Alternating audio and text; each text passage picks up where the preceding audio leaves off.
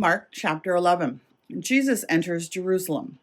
When Jesus and his followers approached Jerusalem, they came to Bethphage and Bethany at the Mount of Olives. Jesus gave 2 disciples a task, saying to them, "Go into the village over there. As soon as you enter it, you will find tied up there a colt that no one has ridden. Untie it and bring it here. If anyone says to you, 'Why are you doing this?' say, 'Its master needs it, and he will send it back right away.'" They went and found a colt tied to a gate outside on the street, and they untied it. Some people standing around said to them, "What are you doing, untying the colt?" They told them just what Jesus said, and they left him alone. They brought the colt to Jesus, threw their clothes upon it, and he sat on it. Many people spread out their clothes on the road, while others spread branches cut from the fields. Those in front of him and those following were shouted, "Hosanna! Blessing on the one who comes in the name of the Lord. Blessings on the coming kingdom of our ancestor David. Hosanna in the highest." Jesus entered Jerusalem and went into the temple. After he looked around at everything, because it was already late in the evening, he returned to Bethany with the 12. The fig tree in the temple. The next day, after leaving Bethany, Jesus was hungry. Far away, he noticed a fig tree and leaf, so he went to see if he could find anything on it. When he came to it, he found nothing except leaves, since it wasn't the season for figs. So he said to it, "No one will ever again eat your fruit." His disciples heard this. They came into Jerusalem. After entering the temple, he threw out those who were selling and buying there. He pushed over the tables used for currency exchange and the chairs who sold doves. He didn't allow anyone to carry anything through the temple.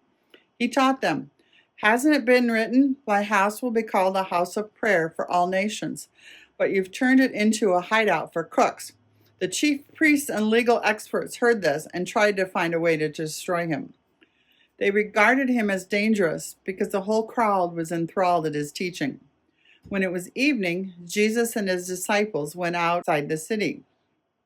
Power, prayer, and forgiveness. Early in the morning, as Jesus and his disciples were walking along, they saw the fig tree withered from the root up. Peter remembered and said to Jesus, "Rabbi, look how the fig tree you cursed has dried up." Jesus responded to them, "Have faith in God. I assure you that whoever says to this mountain, 'Be lifted up and thrown into the sea,' and doesn't waver, but believes what is said, will really happen. It will happen. Therefore I say to you, whatever you pray and ask for, believe that you will receive it, and it will be so for you.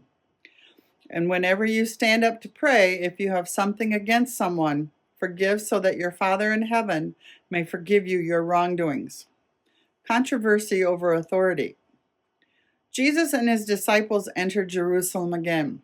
As Jesus was walking around the temple, the chief priests, legal experts, and elders came to him. They asked, "What kind of authority do you have for these things? Who gave you this authority to do them?" Jesus said to them, "I have a question for you. Give me an answer, and I will tell you what kind of authority I have to do these things. Was John's baptism of heavenly or of human origin? Answer me." They argued amongst themselves.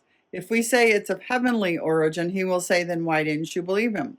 But we can't say it's of earthly origin." They said this because they were afraid of the crowd, because they all thought John was a prophet. They answered Jesus, "We don't know.